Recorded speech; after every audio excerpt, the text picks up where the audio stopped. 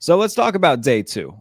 Aaron Rodgers and DK Metcalf were the story of day one, in large part because of their lack of chemistry. Rodgers looked for Metcalf a lot on day one, and they had one completion during 7-on-7s, but it was very clearly a type of situation where Metcalf, ran a really quick, almost a drag route where he sat like a button hook almost, and Rodgers completed it basically just to say that they had a completion featuring one another during the day. Day two was completely different. The chemistry and the, I don't know, the timing was much better than what it was day one for sure. And that took center stage in 7 shots where Rodgers found Metcalf on a little quick out for a touchdown on what was the first official play of 7 shots. The first one was a bad snap and rolled past Rodgers. They just kind of blew that dead, replayed the down, and Rodgers found Metcalf on a quick out in 7 shots, which was the first time they've done 7 shots this camp. They didn't do it on day one. They did a few more team drills than they usually do, and a little bit more individual stuff. But 7 shots, took center stage on day two, and Rodgers found Metcalf for a score. He also found Pat Freiermuth for a score to end 7 shots, and the offense won 4-3.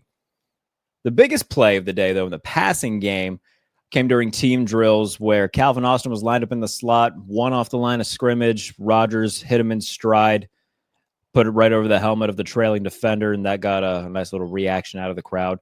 But, the biggest thing was that Metcalf and Rodgers connected for a touchdown after clunky day one, which got a lot of people excited, got fans excited, and, felt like there was a collective breath and exhale that was let go. Mike Tomlin was asked about it afterwards, and of course he gave a classic Mike Tomlin answer, to which he said, "That's what I anticipate. I'm not going to throw a pep rally. That's what I expect. That's what I envisioned all summer." So Mike Tomlin, obviously, happy to see a better day two from his new duo at quarterback and receiver, but not going to be, this is classic Mike Tomlin. He's not going to be overly excited. He's not going to get overly down. We know how Mike Tomlin rolls at this point going into year 19. But the offense was much better today. If you want the full 7 shots results, they are as follows. So obviously the bad snap, and then Rodgers to DK Metcalf as the first official play for the touchdown. The next play, Aaron looked for DK again on a fade route, this time on the right side, but Joey Porter Jr. had tremendous coverage, and it was a good throw by Aaron. Like, it was where it's supposed to be, just good coverage by Joey Porter Jr. and fell incomplete. Mason Rudolph then came in through an incomplete pass to Keyshawn Williams, and then a touchdown pass to Scotty Miller on play 5, followed by Will Howard taking 2 snaps. He threw to Brandon Johnson, which was incomplete, and they threw a touchdown to backup tight end J.J. Galbraith.